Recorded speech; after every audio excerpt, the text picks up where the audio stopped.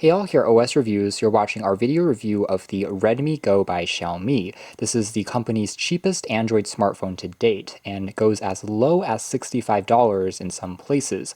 It's unlocked, supports dual SIMs, it's a 4G LTE, has Wi-Fi, has GPS, and part of the reason why the price is so low is it has a slightly older design. That is, it's using a 16:9 aspect ratio for the display that has a little bit larger bezels compared to the newer standard of 2:1 full screens. It also has a slightly weaker specification set because it's technically running on Android Go Edition, which is a lighter version of Android that doesn't take up as much space. In fact, it has just 1 GB of RAM along with 8 GB of built-in storage.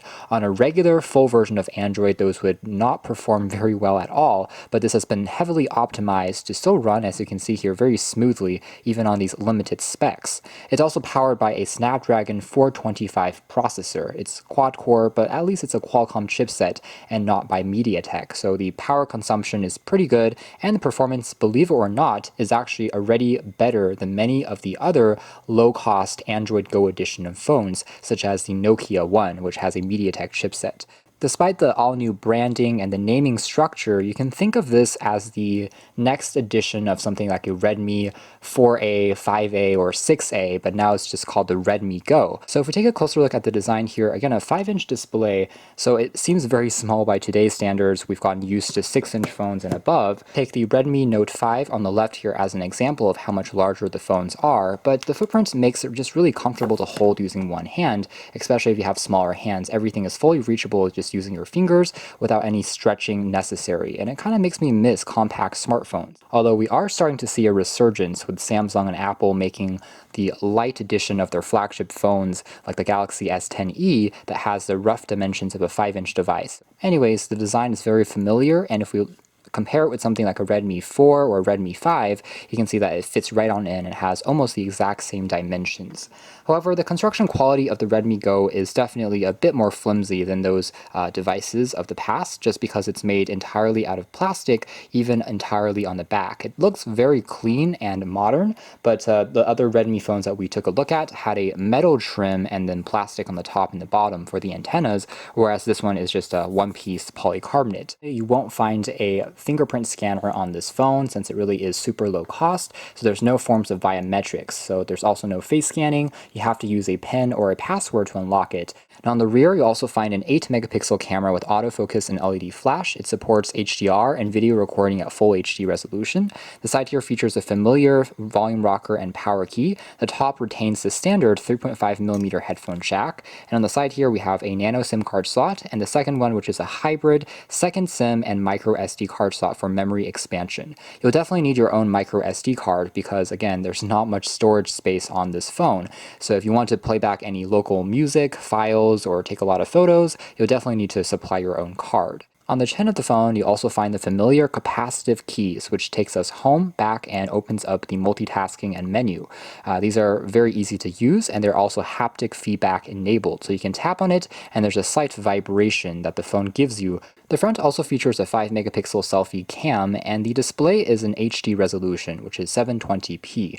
It's plenty sharp for a smaller panel like this, and it's actually the same resolution as the aforementioned Redmi 4X and Redmi 5s, so it actually has a pretty good panel for a low-cost device. In terms of the operating system, as aforementioned, it runs on Android Go Edition, specifically Android Oreo 8.1, because Android 9 Pie has not been released to Android Go phones just yet. But when that becomes available, it's been confirmed that this phone will get an instant update.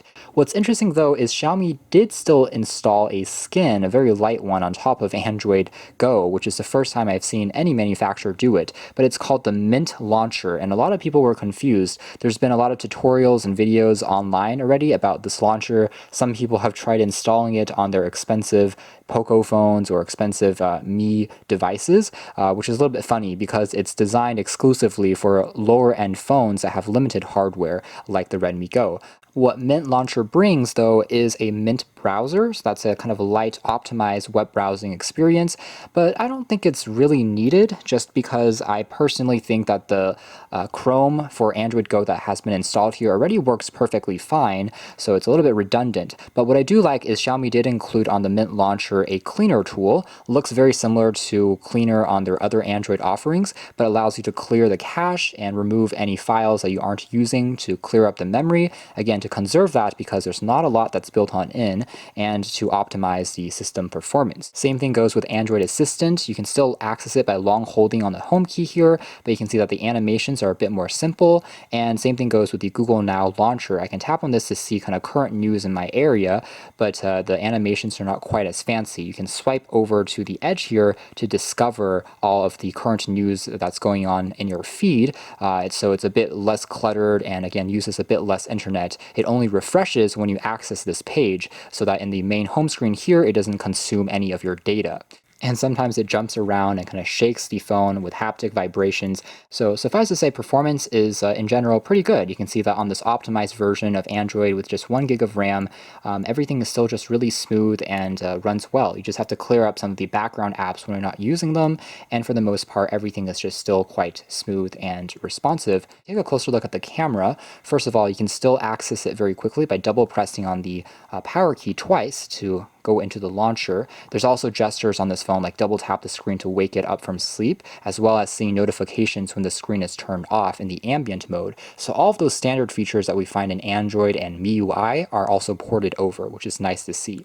So in the camera interface, you can see it's actually done by Xiaomi, so it looks very familiar if you've used any other Xiaomi phone in the past. You can slide left and right, kind of reminds me of iOS, but it works well enough to record video, take a quick image, and you can also apply some very quick filters. I would say that the biggest limitation of the camera is the lack of stabilization. I think there's not even a very strong EIS on board. So a lot of times the images can turn out a little bit blurry if you don't hold still or if you're not outdoors in good enough sunlight. However, if you hold still and give it a bit more patience, you can still get some pretty decent looking results on the camera here. 8 megapixels, of course, isn't the highest resolution, but colors for the most part look quite natural. You can even use machine learning to tap on Google Lens and it will try to identify what you've captured. If you are wondering, what type of flower species this is, or if you're looking at a barcode, something in the store, you can tap on Google Lens and it still is quite effective. So overall, again, certainly not a bad camera, especially considering the price.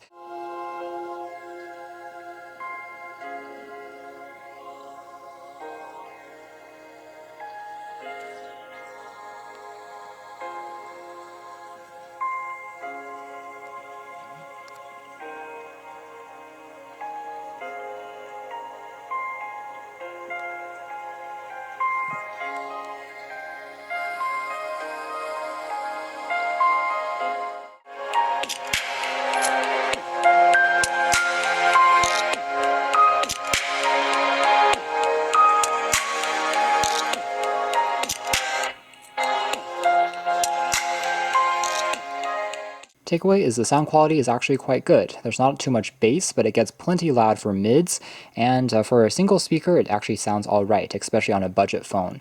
So let's try loading back something like the New York Times, taking a split second longer here, but all in all, actually doing a pretty reasonable job. The scrolling action is still very smooth, no checkerboarding, some of the images and ads are still loading along. So despite the smooth performance, it doesn't thermal throttle. It's also very good on battery usage and consumption.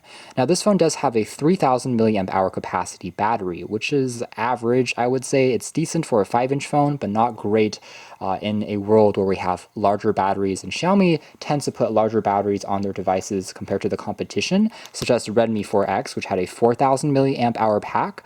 With the Snapdragon 425, this phone will more than last you through an entire day. It can get you maybe 1 day and a half before you need to recharge it, and it has really good standby time. So if you just use it as an alarm clock or maybe just for occasional phone calls, it can easily last you through 5 days or even a week.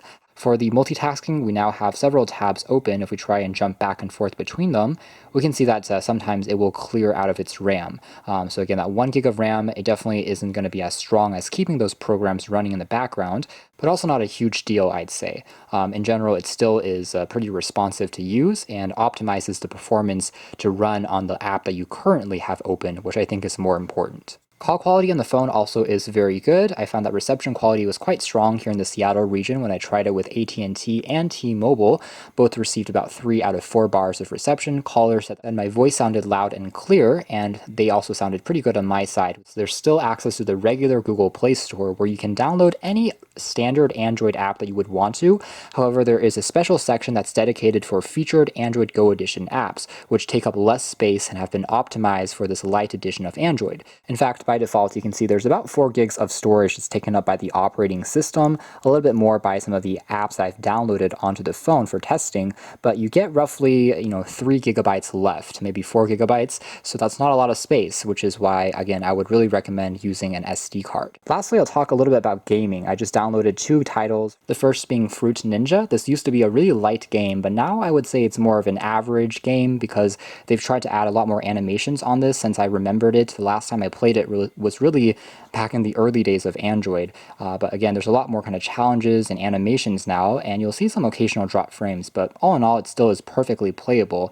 And overall, you can see here that navigation is still quite smooth and responsive. So for some light gameplay of mostly kind of 2D titles like this, I would say that it still does a good job. Once the games are loaded, you do get a pretty smooth overall experience. It doesn't really heat up even when you're gaming, so the temperatures and thermals are all, again, pretty consistent, especially for things like 2D titles and puzzle type games, arcade games. It does a very good job. So that's the Redmi Go from Xiaomi. This is their cheapest smartphone yet, and I have to say for the price, it's actually a pretty good value if all you need is just a very basic phone. For example, you're not a spec junkie, you're not looking to play back the most demanding games, you're reasonable with the amount of apps that you have.